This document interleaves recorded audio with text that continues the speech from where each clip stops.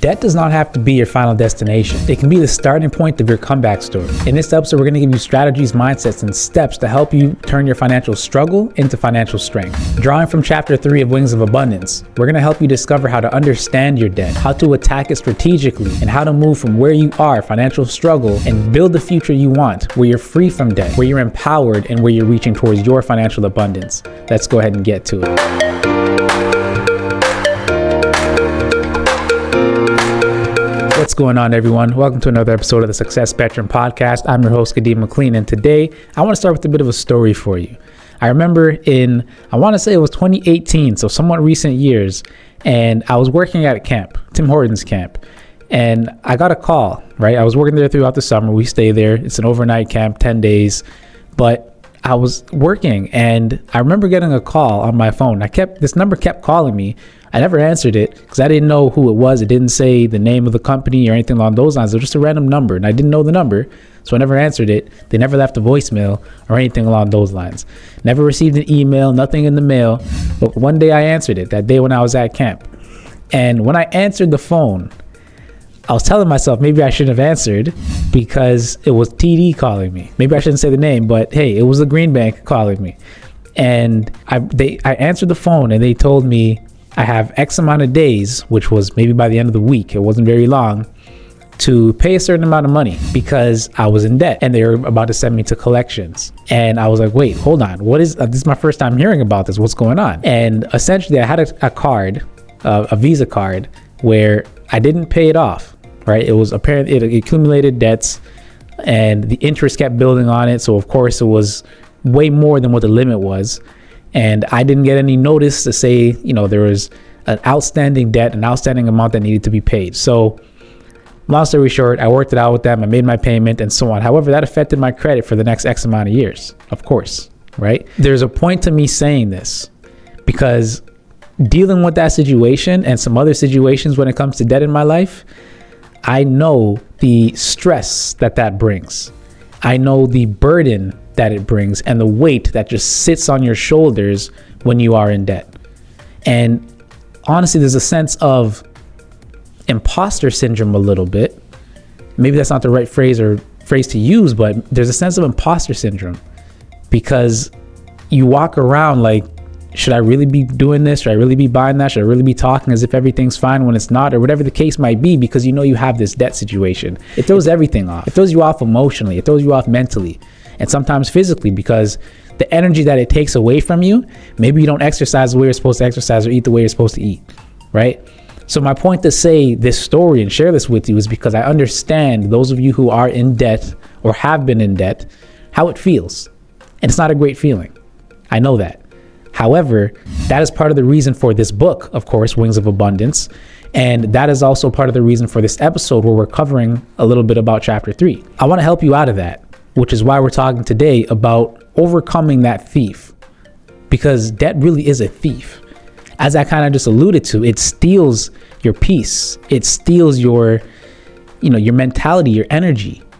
And you think sometimes, how am I going to build my way out of this? But there is a way to do so. And we're going to hopefully share some tips with you on how to do that today that you actually take and utilize. Because again, I don't want to share information just for the sake of sharing information. The information I share is things that I've gone through, things that I've experienced, things that I've seen others go through, that I've led others through. And I share these things with you, hoping you'll take action on them. So listen in, pay close attention, take out a notebook if you need to, or listen back to it and share with somebody who can benefit. So let's go ahead and talk about first how it is a thief of peace, it is a thief of options, and it is a thief of your future. Because the dollars you're now putting into paying this thing called debt could have been put somewhere else to build your future. If you have children, it could have been put towards building their education. This is not to make you feel bad. I don't ever want to come off that way. Everything I say is coming from a good place. All right, it comes out of love. And I say it hoping to help you or hopefully you have a realization that, okay, I'm doing things this way. This is another option. Let me try it this way because this way hasn't been working. Debt there's hidden cost to it, right? It steals, again, these things from us, the peace, the future and the options. And the hidden cost is the lost opportunity, because I just mentioned the amount of money you're putting towards debt and the interest that it's costing you, because you think you put $200, let's say, on your credit card, and you think it's just $200.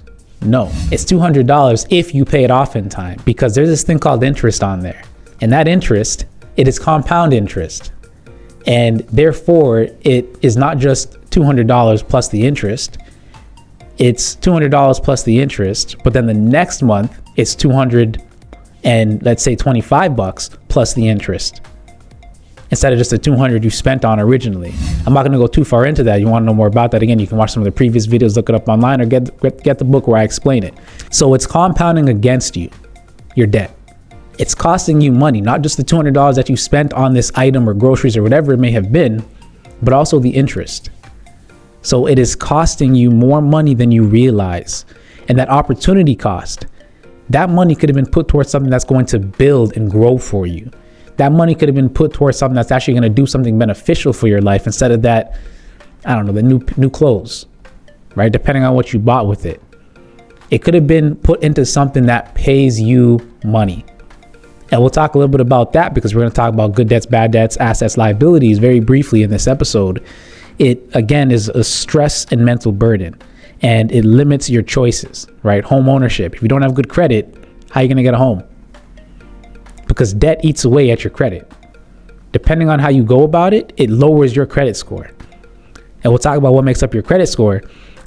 Business activities, business investments. It affects all of these areas. So again, what are you doing with this debt to overcome it, so that it doesn't affect these things in your life? And if you are in a situation where it is affecting these things in your life, stay tuned, because we're going to cover some of those strategies to help you get out of it. And for those of you who are in this situation of, again, having this debt, this burden on your shoulders, I want you to realize, again, it's not final. Where you are is not final. It is a stepping stone on your story to victory. That's why this title, or rather this chapter 3, is called Debt to Victory, from debt to victory. Because once you overcome this debt, and you will overcome it, then you feel like a victor. You feel like that weight is lifted off your shoulders. You're no longer carrying the world on your shoulders. And that sense of financial insecurity is now a sense of financial security, because you've gotten out of the hole and you know how to stay out of it now. Because there's two things: get out of the hole, plug the hole so that you don't go back into it. Therefore, you can stay out of the hole and don't dig another one. So again, debt is just a temporary situation that you have the power to change. There's 3 real quick steps that I want to give you to help you overcome, again, this debt situation. And debt, honestly, is like another cuss word that people don't like, because the budget is probably number 1, debt might be number 2, or vice versa, depending on how you look at things. But so forgive me for swearing, forgive me for cussing. I don't cuss, but forgive me. Number 1, you got to own it. You got to own it. Be brutally honest with yourself, because we're honest with ourselves in some areas. We allow others to be honest with us, and sometimes we might get a little upset with it, but we realize there's truth in what they're saying. Let's be honest with ourselves. How much debt do we have? Who do we owe? Right? Be brutally honest. How much do you owe, and to whom? Because if you're not honest with yourself, I've said this before, when I sit with clients, my financial clients, and when they're not honest with me, whatever solutions and plans we come up with, it's invalid, because you weren't honest with me on what you have coming in. I cannot help you get to point Z, let's say, if you're at point A, or really you're at point C, but you're telling me you're at point A. It doesn't make sense. It doesn't add up. You're telling me certain numbers are different than what they actually are. How can I help you? Again, you go to the doctor and you tell them, oh, I have a slight pain in my wrist. Really, it's your elbow that's hurting. They're not going to be able to help you. Or even if you say it's a slight pain, it might take them longer to really understand the severity of the issue, because really you're having an immense pain, but you're only telling them it's a slight pain, right? So again, the diagnosis is important to be able to fix the problem. And if you don't diagnose this situation properly, you don't own it and be brutally honest with yourself in terms of how much debt you have and who you owe, you won't be able to solve the problem or fix it. So you need to write down the amounts, the interest, because again, it's not just the amount of $200 in my example from earlier, but what is the interest on this thing? Write down all the debts you have, write down the amounts and the interest, and then write down your minimum payment that is required. Because on all of our debts, and we'll talk about this very soon, we need to make sure we're making at least the minimum payment. At least the minimum payment. If you don't own it, you don't be brutally honest with yourself, there's no way you're going to overcome it. Because the only way to defeat this thing is to confront it. You're not going to defeat debt if you don't confront it. Step 2 is to attack it strategically. Once you have all your debts situated, you own it, you're brutally honest with yourself. Step 2, attack it strategically. Don't just start throwing money at it. It's not going to help. Attack it strategically. Come up with a plan of attack, a plan of action. You don't see a football team or whatever your sport is, basketball team, soccer team. You don't see them get onto the pitch, the field, or the court without having a plan, a coach to put things in place to say, okay, player, this player is going to do this, run this route, whatever the case is, right? They have a plan. They have a plan of attack. They have a strategy they are utilizing. You need to have a strategy when it comes to your debt and your finances. 2 methods I'll share with you real quick because they're some of the most well-known ones. There's a lot of strategies out there. Pick one, because honestly, people might ask, oh, which debt strategy is the best? The best one is the one you use and stick to. That's the best one. Stick to it, or pick one, stick to it, and make it work for you. That is the best one. If it doesn't end up working for you, then yeah, of course, you got to switch it. But if you pick one and you stick to it because you know this can work and you stick to it, then guess what? That's the best one. Just like the best budget is the one that you have and you use. The best debt repayment strategy is the one that you have and you use. So quickly, the Snowball method, which is one that of course a lot of people know. This is where you list all your debts. Like we said, number 1, own it. List all of your debts. And what you want to do is you start paying the lowest outstanding debt that you have. This is the Snowball method. Start small like a snowball. The more you roll it, the more it builds up. So you start small. Remember, you are paying the minimum payment on all of your other debts. But this smallest debt, you're putting most of your money towards that one because you want to pay that one off. Now, all the debt you were putting towards this debt, because you've now paid it off, can move on to the next lowest debt. You're still paying the minimum on all these other debts, but you moved up your payment from the first one up to the second one. Let's say you have 5 in total. Once you finish paying off debt number 2, everything you were paying towards debt number 2 can now be rolled into debt number 3. Still paying the minimum on 5 and 4, but you're paying off 3. And then once that one's done, 4 and then 5, right? Like a snowball, it gets bigger as you roll it. All right. Now, the Avalanche method is another method. This one is mathematically the best one, or a good option, I'll say, because again, the best one is the one you actually use. But this is a good option mathematically because it saves you on interest payments. You start with the highest interest, not the highest or lowest payment, but the highest interest. So if you have a credit card, it's probably your highest interest, 19, 24% depending, and you pay that off first. Maybe you have an outstanding loan or, money mart or whatever the case is. And those are high loans, or rather high interest loans. So you pay off the higher interest first, and then you work your way down like an avalanche, right? Avalanches build as they go down. So you start with the highest interest, and then you pay that one off. Everything you're paying towards the highest interest goes on to the next highest once you pay off the first one. Then it goes down to the next highest, and your payments just continue to build as you go down. And then if you continue that, you stick to it, you're consistent and disciplined, then you'll end up paying it off. And if you end up utilizing any of these methods to pay down debt, and you end up paying it off because you were disciplined and you stuck to it, I'd love to hear some feedback from you. Leave it in the comments. Come back to this video, comment on it, send me a DM. And we, at the end of the day, that helps to show people how real it is. These are some of the methods that I used to get myself out of the debt situations I was in.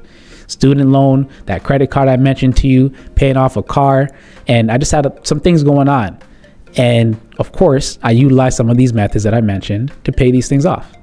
Now I don't have any debt, but I've paid these things off, right? So I'm good, I'm golden, utilizing some of these methods. So I know they work.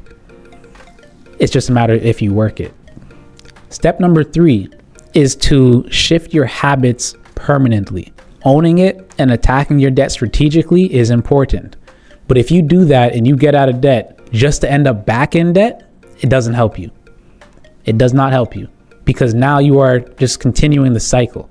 The whole idea is to break the chain, break the cycle, break the repetition, and do something new, go in a different direction.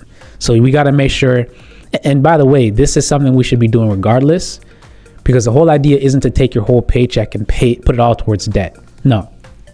You still have other things that are important. You still got to pay your mortgage or your rent. You still got to, make that car payment if you have it, which honestly is debt. But you still have things to pay for. And outside of paying for other things, you still want to put what you can towards building that emergency fund. You still want to put what you should be putting and can put towards investments, right? So there's these other areas you still got to worry about or focus on. Not worry, but focus on. Don't take all of your money and put it into paying down debt. The Richest Man in Babylon is a great book. If you haven't read it yet, you can pick up my book, pick up that book. There's so many different books you could read depending on what your flavor is, let's say.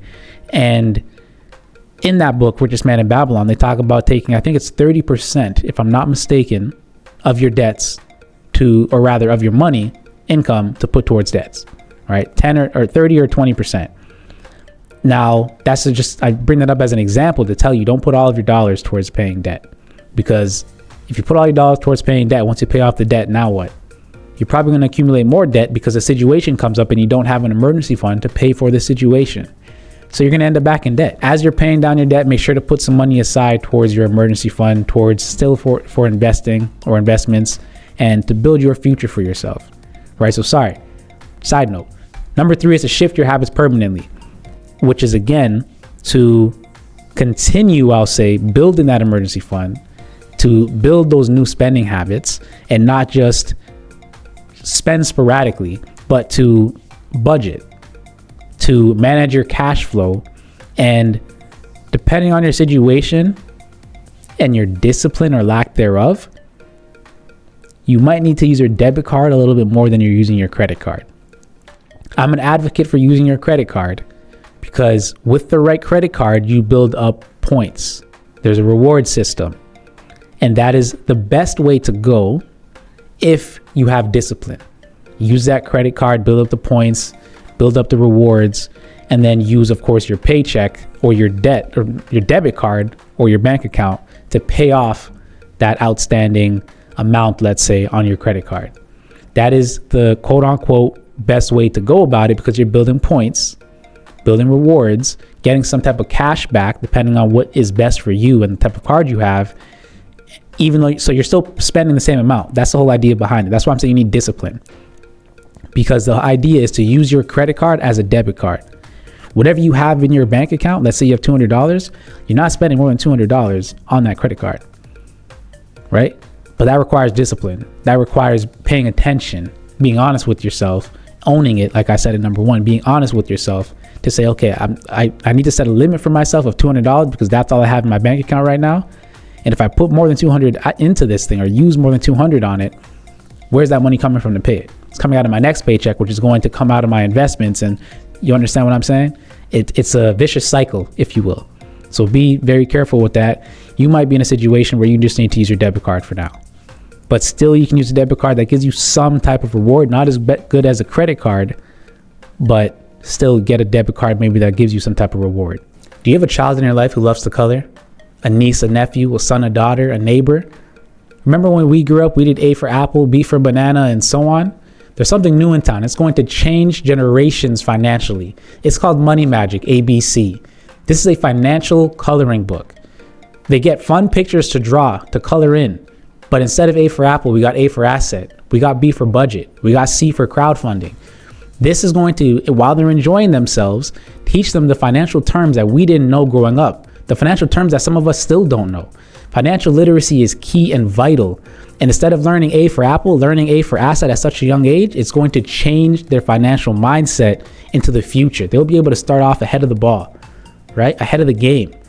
So go ahead and get yourself a copy and give this gift. Give the gift of financial literacy to your children and the children in your life today. Go ahead and click that link in the description and get yourself a copy. And the last point to this third step is to, again, save strategically, because once you're out of it, this is a habit you need to form. Honestly, while you're in it, it's a habit you need to form. But I understand focusing on these other things while paying off debt might be a little too much for some people, and that's understandable. So once you're out of it or in it, whatever the case might be for you, strategic savings and investment goals, right? Set up these strategic savings and investment goals. So I'm going to save 20% of every dollar I get in, or 10% of every dollar I get in, or invest 20% of every dollar that I get, and leave it there, not touch it, because that's for my future self 10 years from now, right? Come up with these goals and stick to it, because without these goals, what are you aiming for? Without a target, you're not going to hit anything. Once we have a target, we're more likely to stick to it and stay on track. This is all to say that winning once is great, but again, you want to stay out of this thing called debt. You want to stay away from that thief of peace. You want to stay away from it and move towards real victory. Let me backtrack now. The reason I say to pay at least the minimum on all of these debts. First of all, if you're paying the minimum on all your debts, hoping to pay them off, it's not going to happen. Sorry for the hard truth. It is not going to happen. You are not going to pay off your debts by paying the minimum on all of your outstanding debts. It's not going to, if you look at how long it's going to take you, I have a debt calculator. You might be able to find some debt calculators online. I have one that I use with my clients. And when you put in the minimum payment for these debts that you have, it is going to take you a ridiculous amount of time, years, to pay off that debt. So paying the minimum on all of them, you're not going to pay it off. Much less if you're still accumulating debt, you're not going to pay it off, right? Number one thing to do when you're in a hole is to stop digging. If you're still accumulating debt, even though you're trying to put dirt back in the hole, you might be accumulating more than you're putting in the hole. So you're not going to end up paying it off that way.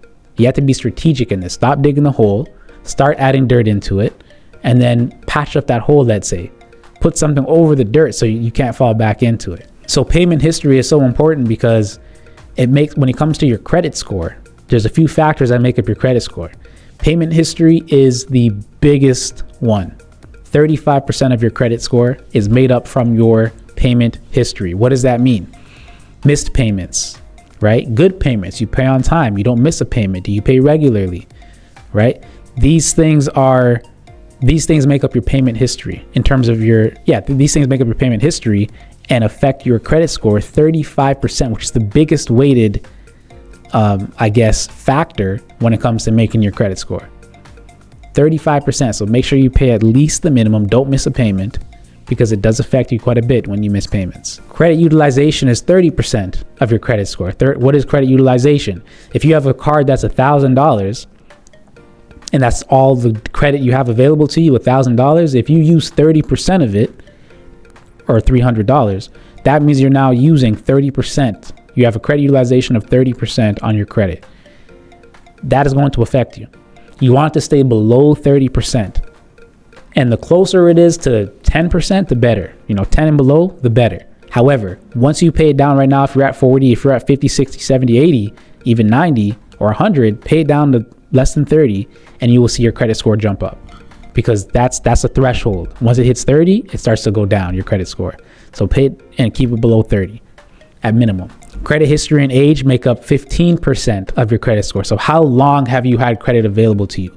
If you have older cards, if you have older debt, don't cancel them, right? If it's debt, like a loan or something along those lines, okay, understandable. You might want to pay that off. Student loan, for example. And it's ironic because once I paid off my student loan, I paid it off maybe a couple years ago or last year. And it wasn't affecting me. It was only maybe $150, $170 a month. But I had it, of course, for years. It was my longest standing credit. As soon as I pay it off, ironically, my score went down because the other debts or credit that I have available to me is a lot shorter in terms of the age. So the length of, or the age rather, of your credit is important. If you have credit cards you're not using, a line of credit that you're not using, as long as you're disciplined, right? I want to make sure I put an asterisk on that. Then don't close it, because it helps to extend the age of your credit. And If you only have 1 year, 2 years, maybe even 3 years, that's not the best age, let's say. You want to have credit that's longer.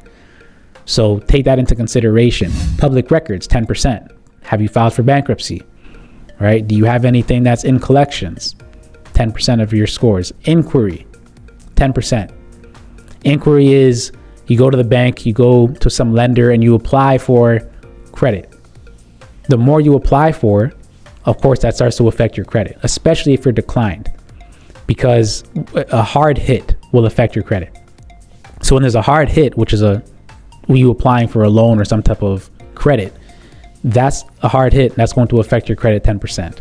So not a huge amount, but again, payment history, 35%. And the reason I mentioned all of this is because talking about debt, it's only right to mention credit, and that payment history is 35%.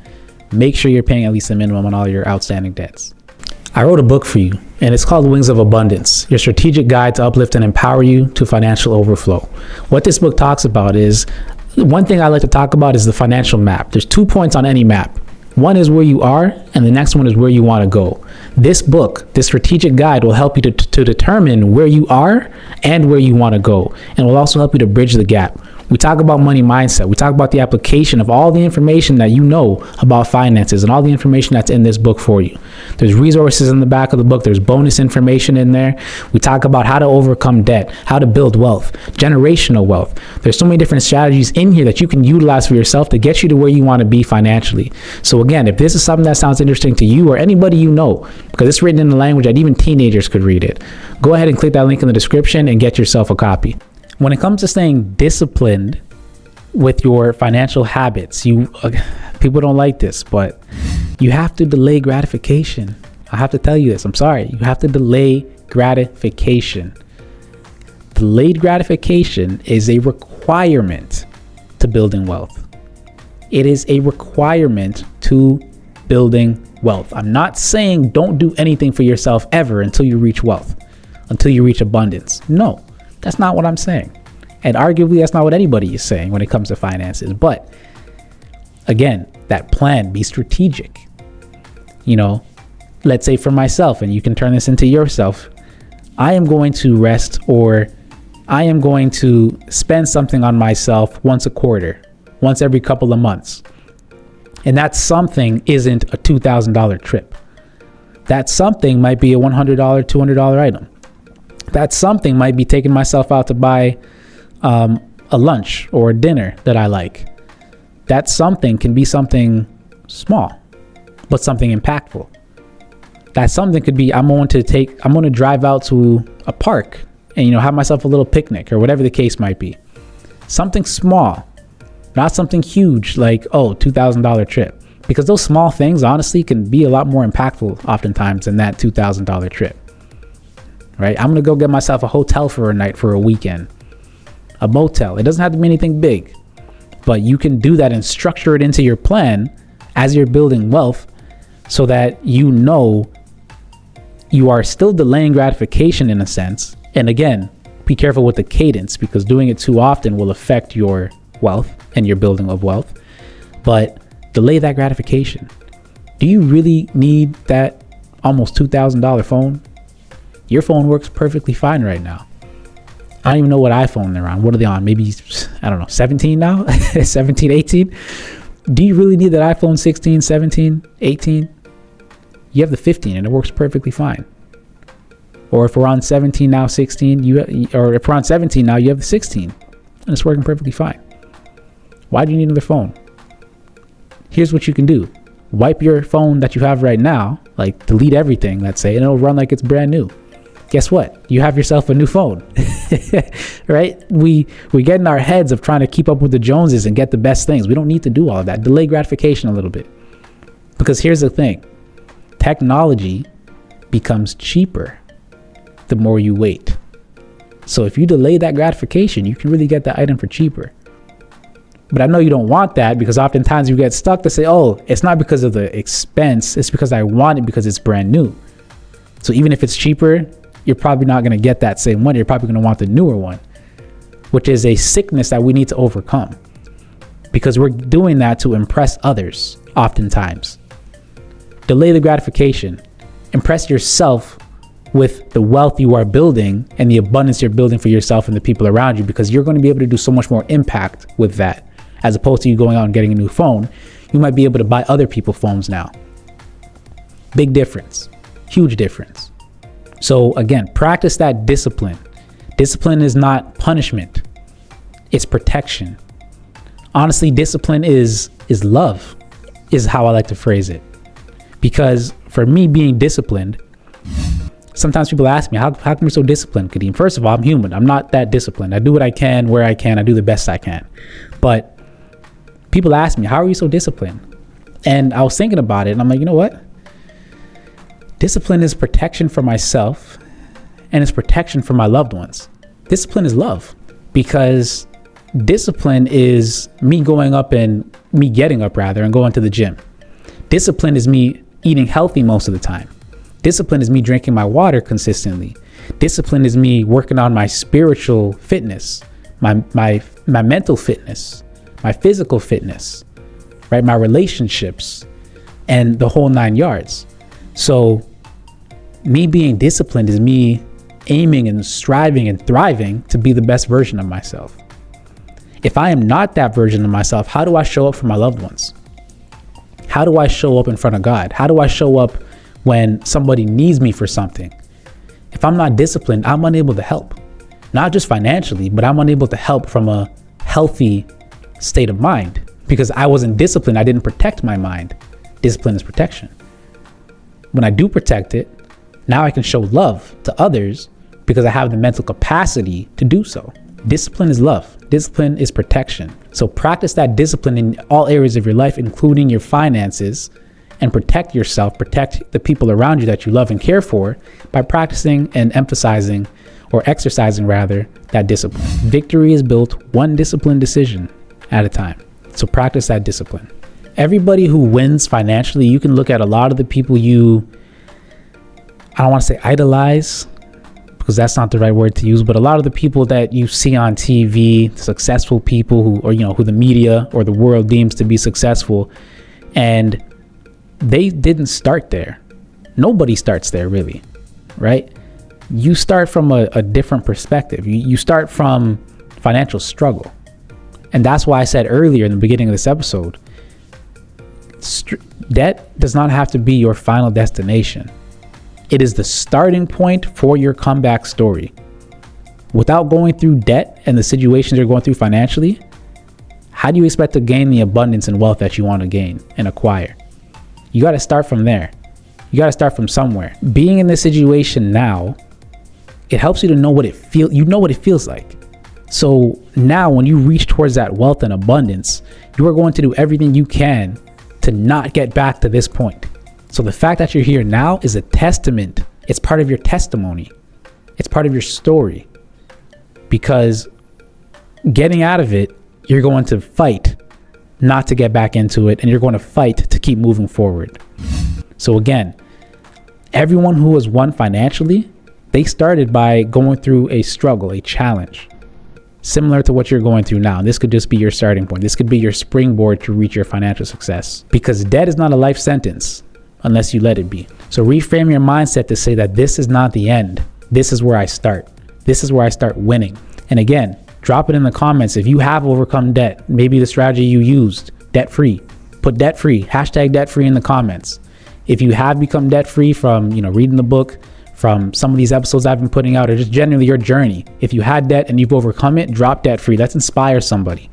Let your story inspire somebody else. Let your story pull other people up to where you are. We move forward in life to reach back and help those who are going through some of the things that we've gone through in life. So share your story, hashtag debt free.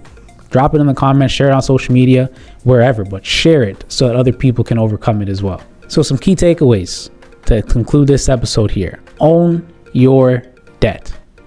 Not own it like I have debt and I'll have it for the rest of my life. No, own your debt in terms of being brutally honest with yourself so that you can then strategically attack it. Come up with a strategy to get yourself out of it and to stay out of it, right? Attack it with discipline. Understand that victory is a result of consistency. Consistent action, not perfection. Consistently pay down these debts. Come up with a strategy, attack it with consistency. Because if you do it today, you don't do it tomorrow, you do it on the next day, and then you don't do it again the next day, it doesn't help you. You got to be consistent and do it, daily, let's say. Just whatever consistent cadence you come up with, just make sure you stick to it. Shift your habits so that you not only become debt-free, but you stay debt-free and live a debt-free life.